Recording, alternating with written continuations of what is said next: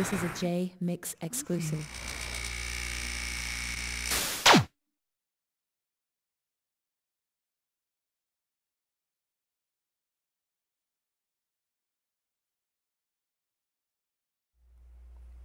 KASTRO.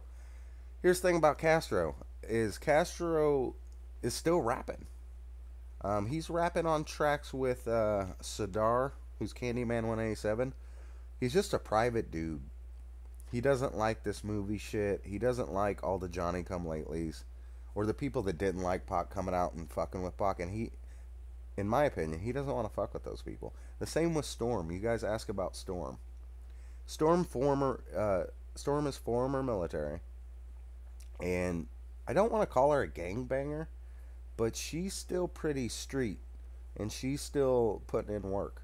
She doesn't like to talk about it either, and that's a kind of a common theme. The real motherfuckers don't like to talk about it. If you guys caught my interview with Fatal, he almost hung up the phone on me because I was like, "How did it feel?" I was young. I was like, "How did it feel when Tupac died?" He's like, "How the fuck do you think it felt?"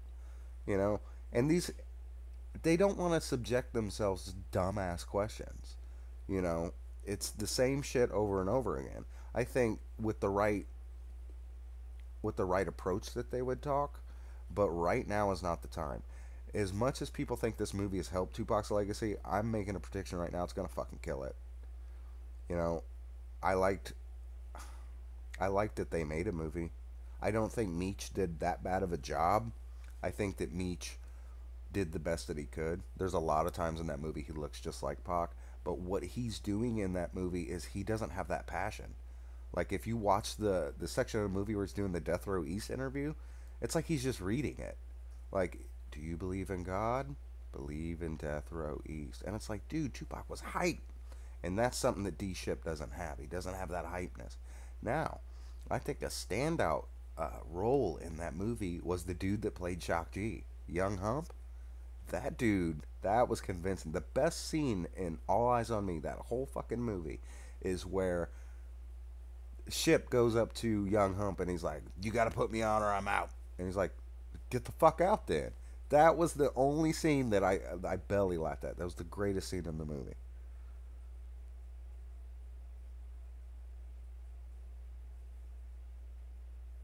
Yeah, Meech does think he's Pac now.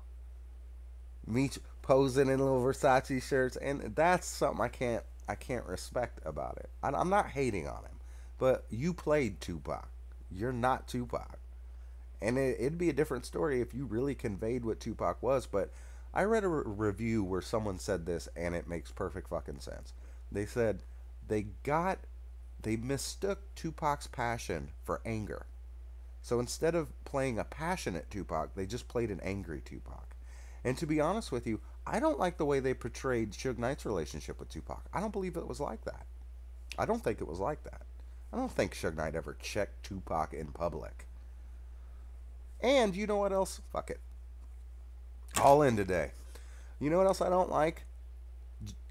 LT Hutton. Going on Big Boy talking about the whack room when Daryl Harper set that up.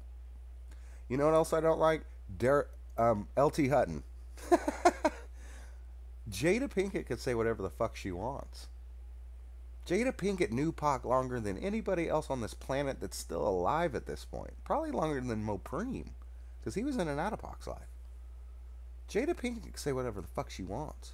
And when you're going on interviews, slamming the people that don't like your movie, dude, you're losing.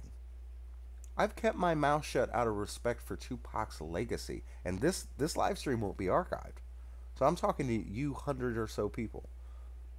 You know, he's fucking the legacy up. And let's say they do another Tupac project. If that's whack, it's over.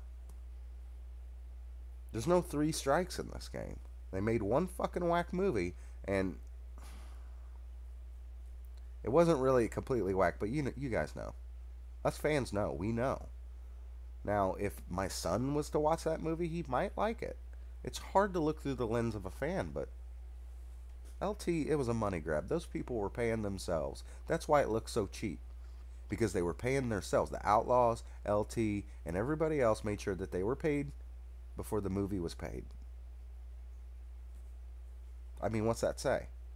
Look, if I was in the movie, I would take points instead of the money.